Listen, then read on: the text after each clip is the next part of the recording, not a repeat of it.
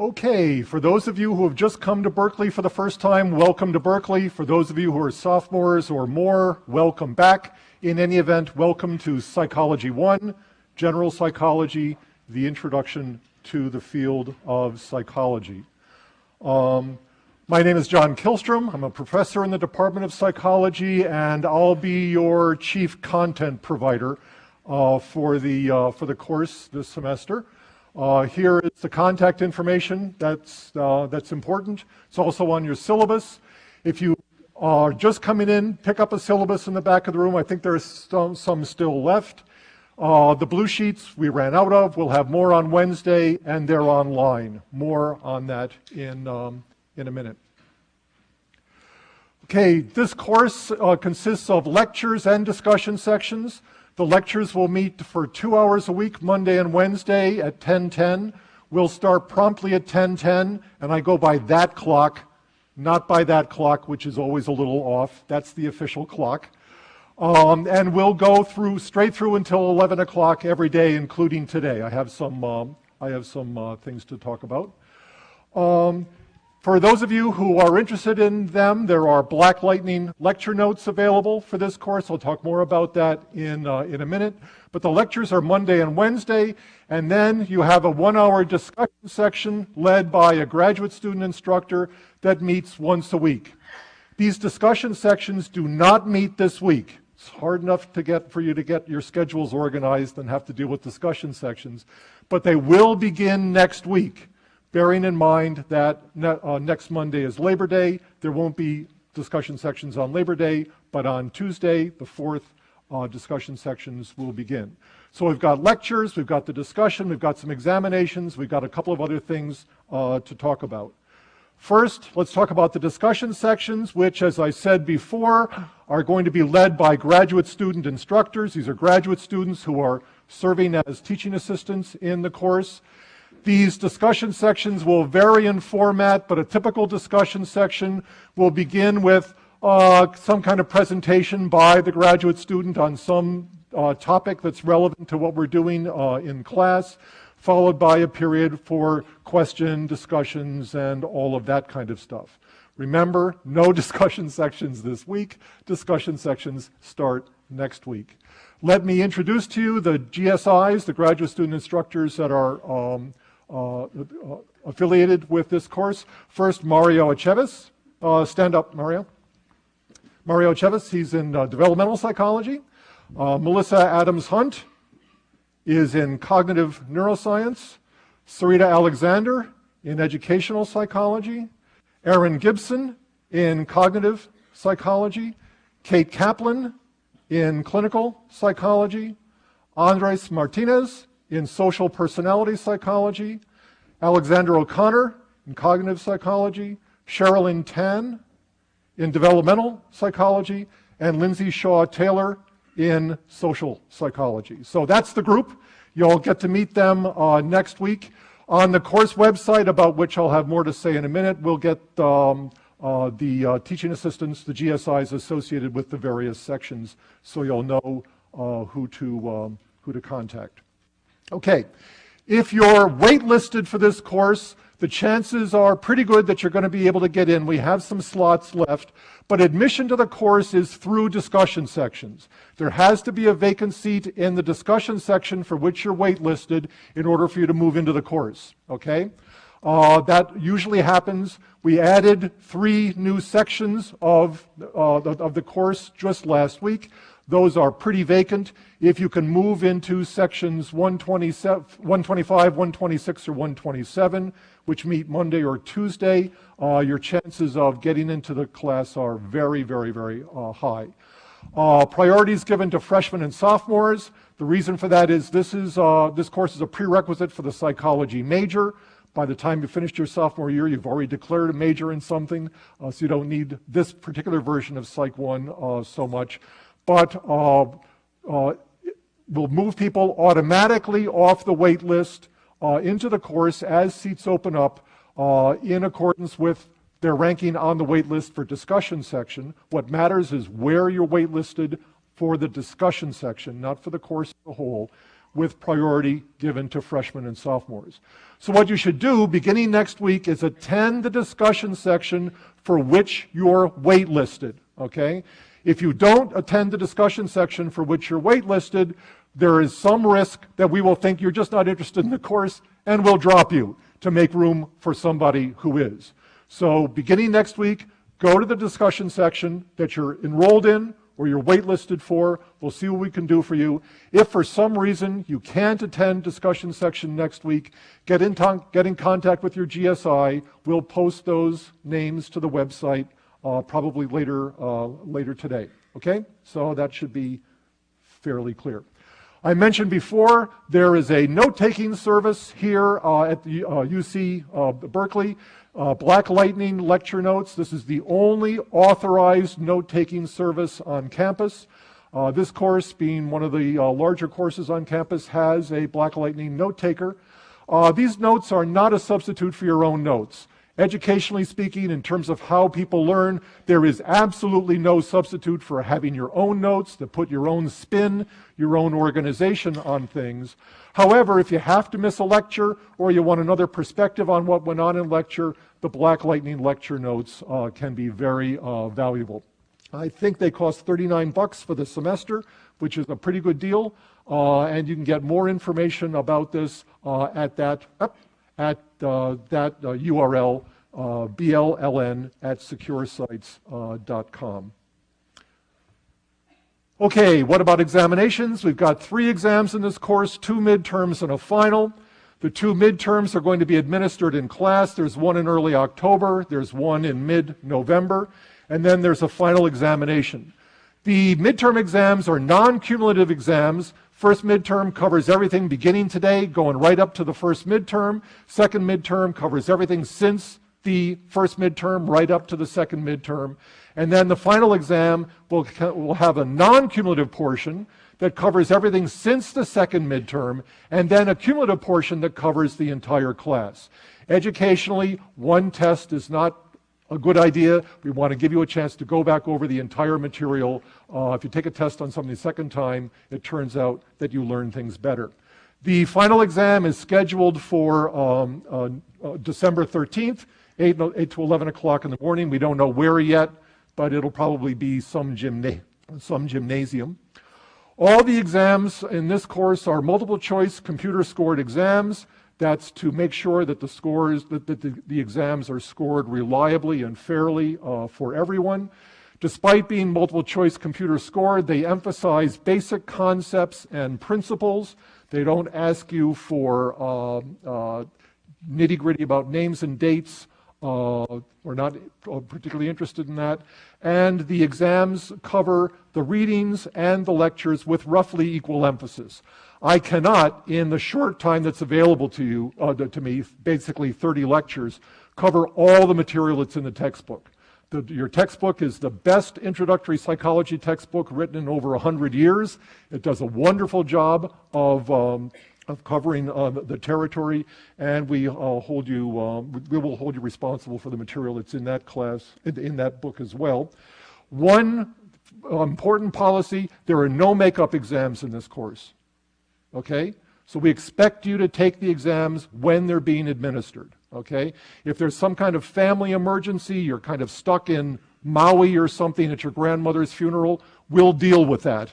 But outside of that, we expect you to be here for the exams. There aren't any makeups. Let's see, what else do we want to do? Oh, another component of the course is what's known as the Research Participation Program. We're going to talk a little bit more about this on Wednesday, but for now, by virtue of department policy, the introductory and mid-level survey courses in the psychology department all have associated with them a research participation requirement. And the reason for that is pretty simple.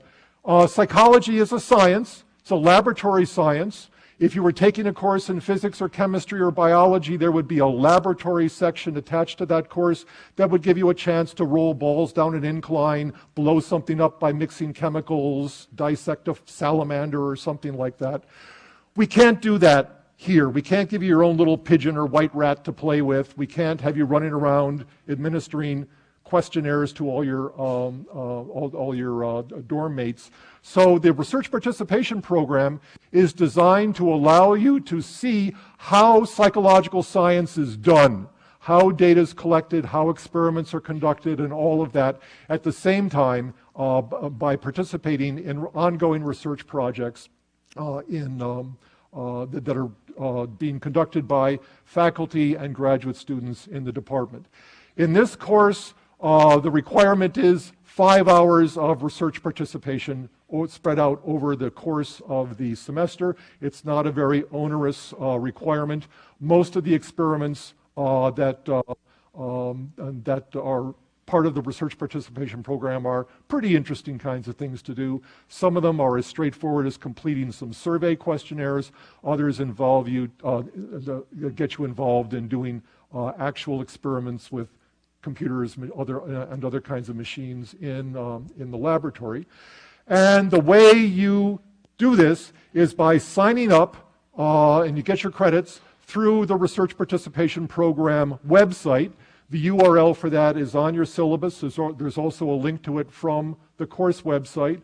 But it looks like that. You go to this URL right up here, psychology.berkeley/RPP, and you'll see a number of links. And over here are another number of other links that allow you to establish an account, basically to sign in for the RPP program, and also to sign up for various kinds of experiments.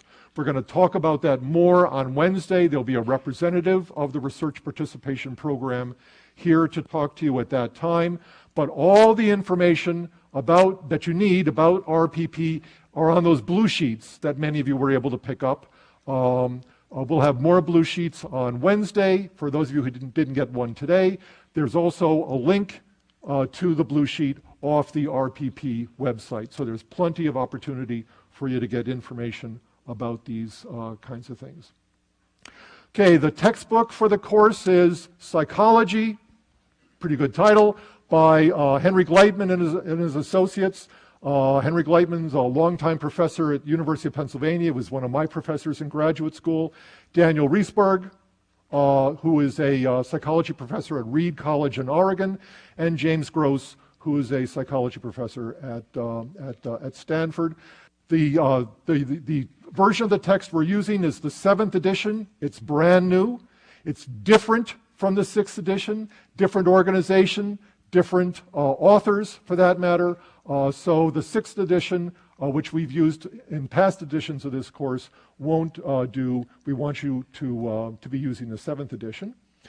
There is also a study guide for the 7th edition of Gleitman Psychology by Gleitman, Riesberg, and Gross, John Janitis, who's at University of Michigan, and Paul Rosen, who's one of Gleitman's colleagues at University of Pennsylvania.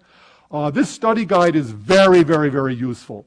It has little quizzes, little exercises, fill-in-the-blank kinds of things that will help you to improve your mastery of the material in the course. The textbook is required. The study guide is recommended, but it is very highly recommended. It's a very, very, very good resource. The third thing we want you to get are what are called ZAPs, the Norton Psychology Labs. This is basically a password to an online a set of laboratory exercises. You will do 8 of these in the course of the course this semester. There are more details about that in the syllabus. But basically, when you buy this thing, you get a password that allows you to register for the Norton Psychology Labs. Why are they called ZAPs? Well, these labs were actually developed by a group of Dutch researchers, and ZAPs is the Dutch abbreviation for psychology labs, okay? Don't ask me, I'm not Dutch, right? But that's basically what it means. But in any event, all 3 of these items, the textbook, the study guide, and the password for ZAPs, we have arranged to be packaged in a single unit that's available at a deeply discounted price at the ASUC bookstore, okay? You might be able to get it someplace else, but I know you can get it at the ASUC bookstore, all shrink wrapped together at a reduced price. We're very good customers for Norton, and they give us the best price that they possibly can. So wherever you get it, what you want to do is make sure you get the textbook, which is required, the ZAPS password, which is required, the study guide, get it or not, but I really, really, really recommend it. Okay, so what happens when you get your ZAPS password? You go to the ZAPS URL. There's a link to it off the course website. What you want to do is to register over here. Click into register. Once you register, that takes you to a page where you can enter the site or to update your account settings. Notice down here that there's a place for you to input your class ID.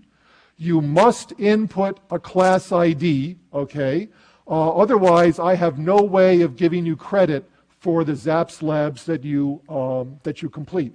That's the class ID. It's also on your syllabus. It's also on the course website. But make sure when you update your account settings that you put in your class ID and you put in this particular class ID before you complete any ZAPS lab exercises.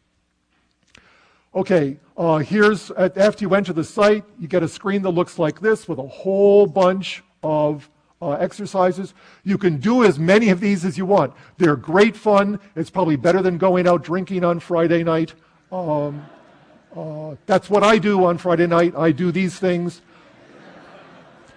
But there are 8 specific ones that are required, okay? And those specific 8 ZAPS exercises are the ones that are indicated in your syllabus. Do as many as you want, but you got to do those 8, and you only get credit for doing those 8. Okay, this course is webcast. That is the lectures with me, and that the video is available. It's also available on podcast, I think on iTunes or something like that. In any event, if you go to the webcast website, scroll down, and you'll see a listing for Psychology 1, an indication that we're both webcast and podcast. If you have to miss a lecture, or if something went by too fast or whatever, you want another crack at it, you'll be able to get that resource off the web. Another resource we have for the class is a website that is maintained by W.W. Norton, the publisher of your textbook, with all sorts of interesting things, psychology-related news articles, exercises, little essays on various topics. Again, there's the URL that's in your syllabus as well. If you buy the text unused, you get a password to the Norton website for free. Otherwise, you can purchase one if you want, and then you just access the site, and it takes you over to a page with all sorts of interesting things on it for studying, mastery, enhanced learning, and all of that good stuff. This course also has its own website in bSpace, which is an instructional website that's maintained by Berkeley and a number of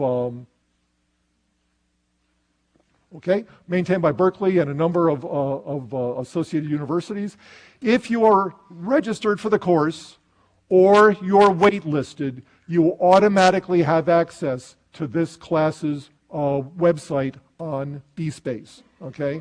At some point, when we're no longer taking students off the wait list, waitlisted students will lose access. But if you're enrolled, you're automatically given access to this website. So what you want to do is point your browser at this URL, and once you log in over here, you'll be taken to a page that looks like this that will list all the courses for which you're enrolled or waitlisted that have bSpace websites. Okay, and this will be one of them. So you just click on that, and then you'll be taken to a page that looks like this. There's a navigation bar down the left-hand side. There are some notes here. Here's the course ID for the ZAPS lab exercises. There's a little calendar here where you can see what's going to be happening. There are announcements over here, and as I say, there is a navigation bar. This is a blow-up of the navigation bar. There's a copy of the syllabus, a record of all the announcements in the class. Here you can check your grades as you accumulate them over the course of the semester. The forum is a discussion board. If you have any questions about the lectures or readings, post your question to the forum, and you'll get a response from me or maybe one of the GSIs relatively quickly. Here's a link that'll take you to all the illustrations that I use in my lectures, so you can get a chance to look at those again. Here's another link that takes you to lecture supplements, which are basically things I'd love to talk about if I could have you forever, but since I don't, I've written them up, and you'll see lecture supplements for each of the lectures here with a lot of additional material. This link on exam information takes you to a page that describes the philosophy of examinations in this course, how the examinations are scored, how grades are calculated. It also takes you to a page that's got all previous exams in this class. Okay, so you can get some sense of the kinds of questions I ask with answers, mostly the right answers. Okay, well, sometimes, you know, there's a slip and I just didn't catch it, but I think they're mostly the correct answers. Here's a link to the course webcast. Here's a link to the RPP program website. There's a link to the ZAPS website. Here's a link to the Gleitman webbook. And here's a link for section info. Within a day or so, the section info will be complete and we'll have information about which GSIs are working with which sections. Okay, how do we calculate grades? There are 340 points available for this course. The midterms are worth 50 points each, so there's 100 points right there. The final exam is worth 100 points. Discussion section's worth 100 points. Discussion sections are a scarce resource, so they're valuable, okay? So those 100 points are going to be determined in large part by attendance and participation. That's 60 points per section. And then completion of the ZAPS exercises is going to give you another 40 points. That's 8 ZAPS exercises into 40 points, 5 points for ZAPS exercise, and then 40 more points for your 5 research participation credits. Here are the grading standards for the class. Traditional industry standard. If you accumulate at least 90% of available points, you're guaranteed some kind of A. Accumulate at least 80%, guaranteed some kind of B. 51% or more guarantees you some kind of C. If you're breathing, you can accumulate 51% or more of these points. Pretty much. You got to breathe regularly, okay? I do that deliberately. I don't want there to be any pressure on people about, oh, gee, am I going to get a D? Am I going to get an F? Almost certainly not. You really have to screw up with me to get a D or an F, okay? But, you know, if you get into psychology and you find out, oh, it's boring or it just is too complicated or whatever, okay, the worst that's going to happen to you is some kind of C, all right? But these are, as I say, industry standard, grading standards. What I do when I go to set the final distribution of grades, I check my distribution of grades against the distribution of grades in other introductory courses in the biological and social sciences, and I make sure that my distribution matches them, okay? So the class will do as well in this class as classes do in general on average. My grading standards are neither more liberal nor more strict than they are at the rest, in the rest of the campus. Okay, all right. I'm going to talk to you a little bit about what psychology is all about, but for now, any questions about the organization and format of the course? Yes? The ZAPS exercises are graded on completion. I get notified by ZAPS when you've completed your ZAPS, okay? There are deadlines for each of these, okay? Then it takes a couple of days for the feedback to get to me. It takes me a couple of days to get the thing up on the grade book, but basically it's all done automatically, okay? And it's all or none. You complete it or not. If you complete it, you get 5 points. If you don't, yeah, don't. Yes? Well, that is the curve, okay? You're just accumulating points, right? So there's 50 points for every midterm, for each of the midterms, 100 points for the final. We don't set the curve until the very end, okay? But as I say, if you accumulate 90% of the points, you are guaranteed some kind of A, no matter what the curve is.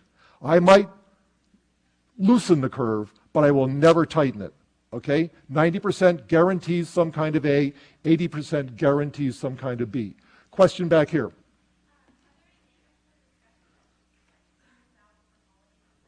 Well, if there's some reason for you not to be in discussion section, talk to your GSI and you can work it out. No, there's no makeup for Labor Day because there's no discussion section on Labor Day. Yeah, and you'll notice that at the very end, the last day of class is a Monday. Okay, so that's not an issue. Okay, go, like Thanksgiving, go home for Thanksgiving if your discussion section is on Thursday or Friday. Because that's where your GSI is. Yes? What's the difference between the ZAPS exercises and the research? The ZAPS exercises are for this class, okay? They're not experiments in the sense that you're not creating data for science. These are laboratory demonstrations, okay? And that's what, just want you to have a lot of exposure to various kinds of things in the class. The RPP is one way to do it. ZAPS is another way to do it. But they're independent of each other. Okay? One more question, yeah? As far as the books go, do you have any idea if using the 7th edition next semester also, so in case we don't get into the class, we can still use books if we buy them now? I'll be using the 7th edition of Gleitman until there's an 8th edition. Okay? I'm extremely loyal to my old professor. The passwords will be good forever as far as I can tell. Okay. Anything else? Yes? My office hours, they were on the first slide, Monday and Wednesday, 11 to 12, but not today. Okay, I've got something I have to do at 11 o'clock today. Office hours are also available by appointment. Furthermore, I try to get here at least 10 minutes before class. I try to stay until the last of you leaves after class. So if you have any difficulty making office hours, nobody shows up for office hours because they're never convenient for most people. Just send me an email. We can make an appointment. We can probably do whatever we need to, transact whatever business we need to transact over email. Anything else about the organization and format of the course? Yes? The alternative task, if you're not, it all depends. If you turn 18 by the end of September, you got plenty of time to do RPP. Okay? If you turn 18 on October 1st or after, probably not. Okay? So there's an alternative assignment. It involves doing some additional ZAPS exercises. Okay? So if you're under 18, don't worry about it. We've got you covered. Okay? Yeah. No, there's no mechanism for that. It's just that the RPP is not built to do that. It's a zero-based budget, if you will. Anything else about the organization and format of the course? Yes? No, that'll just kill your back. Okay? So no, you don't have to bring the textbook to class. I don't read to you from the textbook or anything like that. I had a professor do that once, right? But that's not my style. So I would just leave that stuff in your room. Once in a while, your GSI might ask you to bring the text to discussion section, but not very often. Something back here.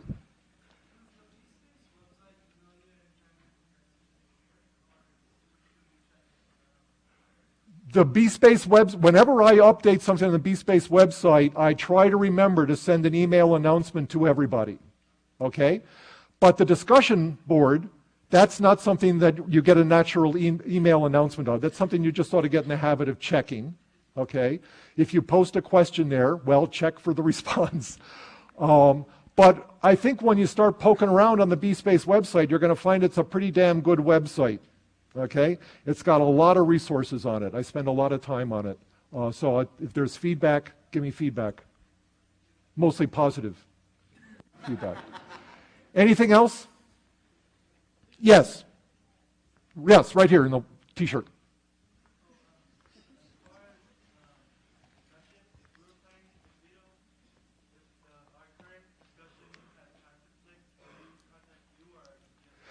Work with the, if you have a discussion and you want to switch discussion times, we can almost certainly do that informally. Okay, so deal with your GSI about that. You might be able to move into one of his or her other discussion sections. That's the easiest thing to do, or swap with somebody else. We can arrange that too.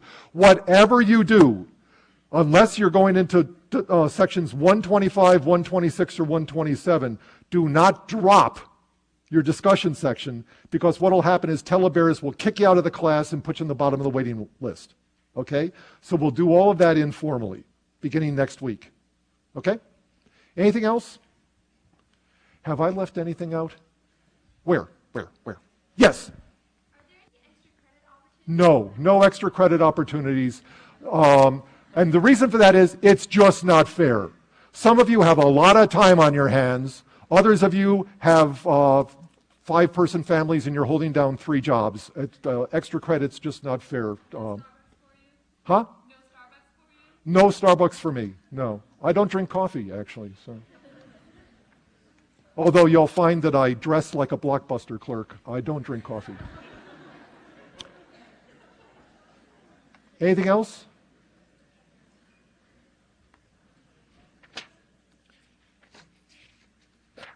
All right, so what are we going to be doing in this course? William James, who wrote the best psychology textbook besides Gleitman, great American philosopher, pioneering American psychologist, defined psychology as the science of mental life. The whole point of psychology is to describe the nature and function of mental structures and processes, the mental structures and processes that underlie human experience, thought, and action. Psychology is the science of mental life. It tries to understand how the mind works. What do we mean by mental life? Well, no better description of what the mind does exists, I think, than the one offered by German philosopher Immanuel Kant more than 200 years ago. He said there are 3 things that the mind does.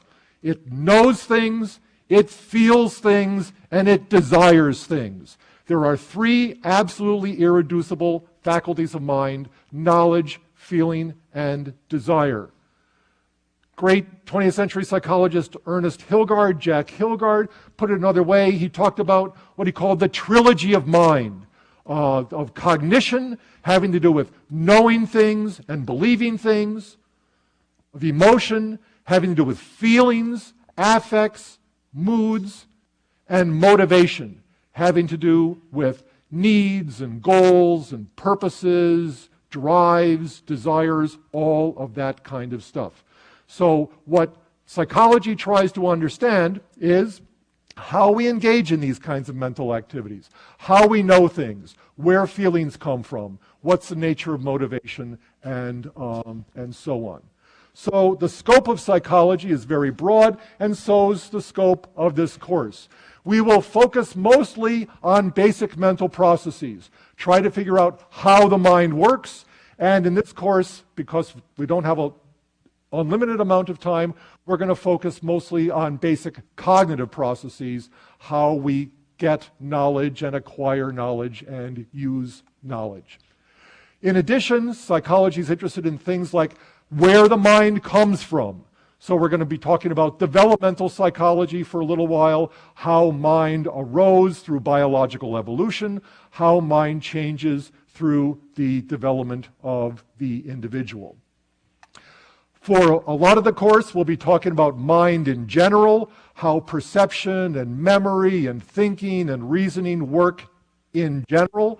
But psychology is also interested in individual differences, in how each individual is unique with respect to the organization of his or her mental life. We all have somewhat different beliefs, somewhat different somewhat different desires, somewhat different reactions to what goes on around us. These individual differences in mental life are a very important aspect of what psychology is all about. Towards the end of the semester, we'll talk about pathology of mental life, so-called psychopathology, what the various disorders of mind look like, schizophrenia, depression, anxiety disorders, whatever those various mental illnesses are.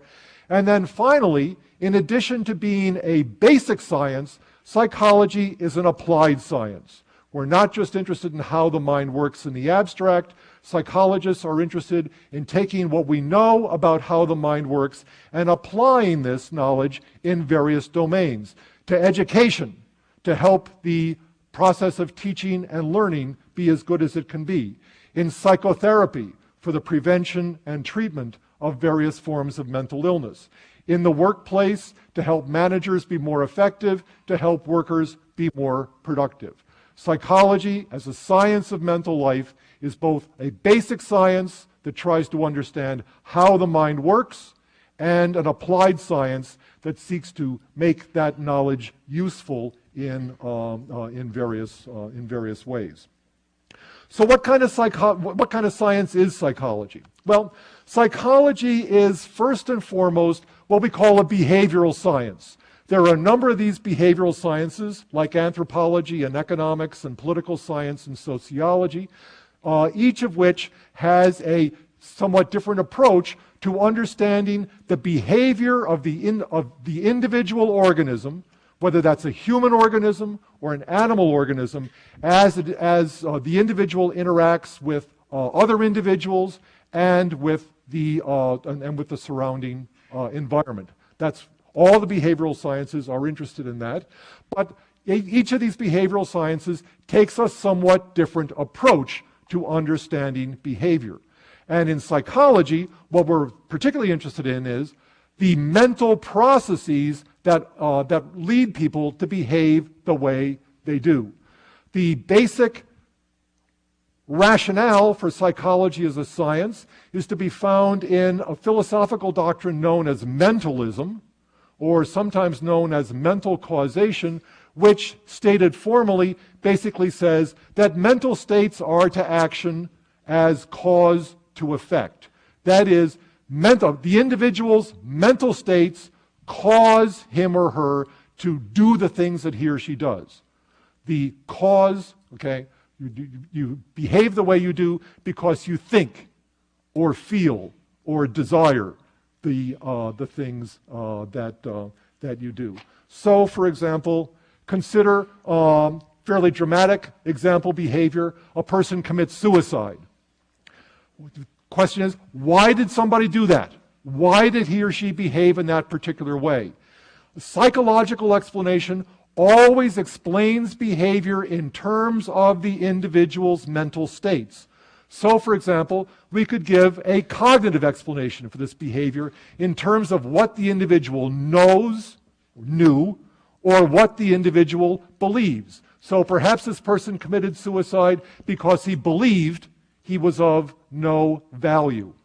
Or we could give an emotional explanation of that individual's behavior in terms of his or her emotions, affects, moods, or feelings.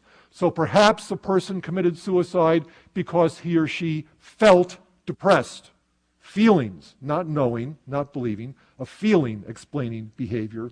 Or we might give a motivational explanation for that individual's behavior in terms of his or her drives, needs, goals, or so on, so that perhaps the person committed suicide because he no longer had the desire to live. Psychological explanations of behavior are always in terms of knowledge, feeling, or desire.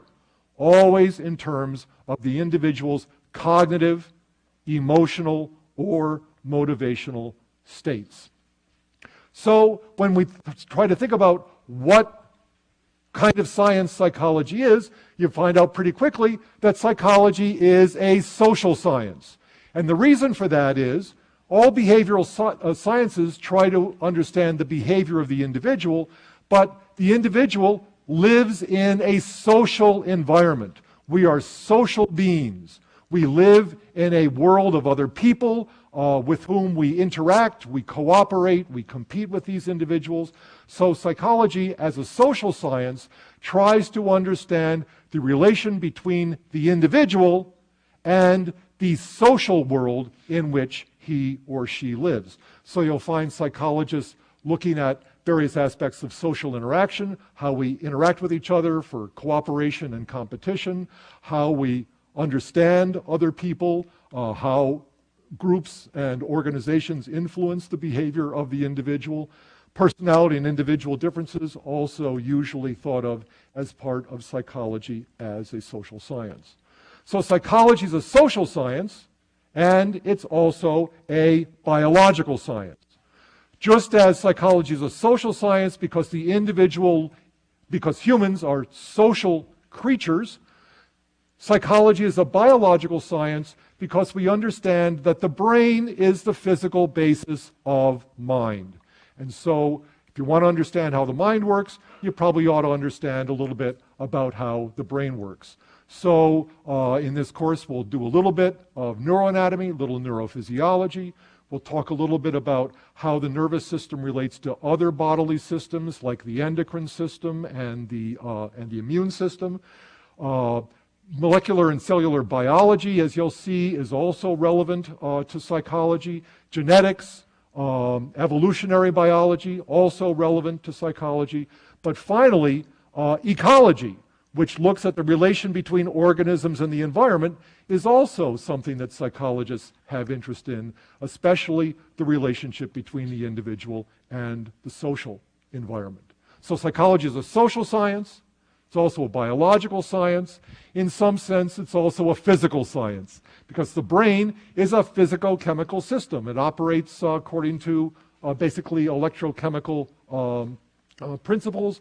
And one of the most important new tools for psychology are a set of devices that allow us to, in various ways, image the brain, take pictures of the brain while people are engaged in mental activities.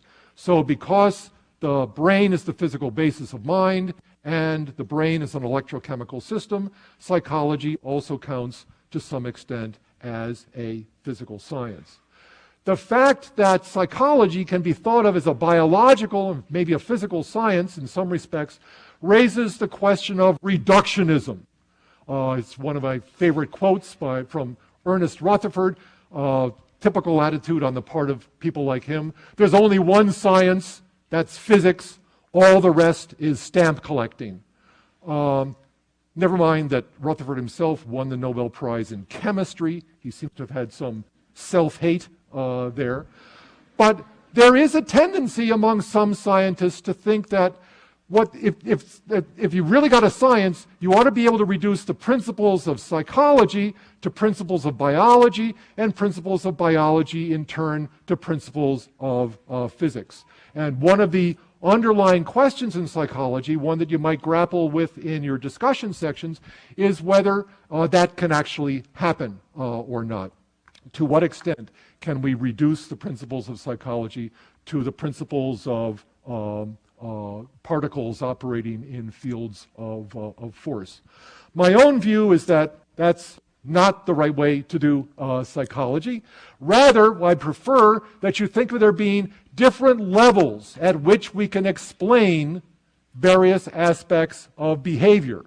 There is the psychological level of explanation in terms of the individual underlying mental states, cognitive, emotional, and motivational states.